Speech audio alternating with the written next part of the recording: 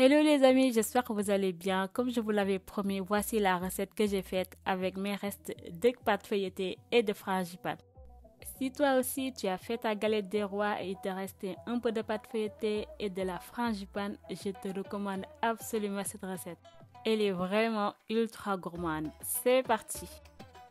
Pour ceux qui ont suivi, moi j'étais partie sur des mini galettes, donc il m'a resté pas mal de frangipane. Pour cela, je suis partie sur 3 pommes. Donc, tu ajusteras ta quantité de pommes selon tes restes. Et maintenant, tu vas éplucher les pommes, puis tu vas les découper en petits morceaux. Et une fois que c'est fait, tu vas venir prendre ta casserole, tu vas rajouter de l'eau. Pour ma part, c'était 100 ml. Et ensuite, tu vas venir rajouter tes morceaux de pommes.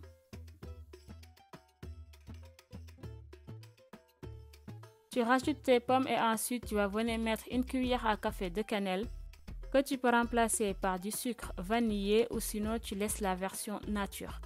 Maintenant, tu vas mélanger et ensuite tu vas laisser cuire jusqu'à ce qu'il n'y ait plus d'eau. Après la cuisson, tes pommes doivent rester bien croquantes. Maintenant qu'on a fini les pommes, on va passer à la suite et tu vas voir la recette, elle est vraiment très simple. Tu vas venir poser les pommes au fond de tes ramequins. Ensuite, tu vas venir déposer une couche de frangipane. Et une fois que c'est fait, tu vas venir récupérer ta pâte feuilletée.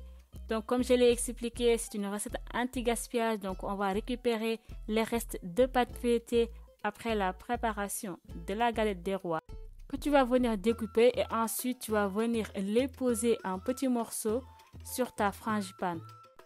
De cette façon, nous allons avoir une sorte de crumble mais en version feuilletée.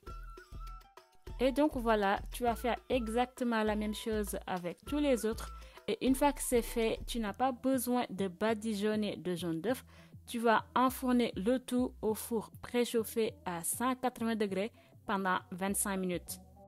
N'hésite pas de me dire ce que tu en penses. C'est la première fois que je l'ai essayé et je l'ai trouvé incroyable. J'espère que cette recette te plaira. N'hésite pas à partager, à liker et à commenter. Je te dis à bientôt pour une nouvelle recette. Bisous! Et pour info, la recette de galette des rois 100% faite maison est déjà disponible sur le compte, la recette y compris la préparation de la pâte feuilletée. D'ailleurs, je vous partagerai bientôt la vidéo de la pâte feuilletée seule, comme ça vous aurez la recette de pâte feuilletée pour les préparations à base de pâte feuilletée. Et comme ça vous évitera de regarder toute une longue vidéo de 7 minutes. Rebisous!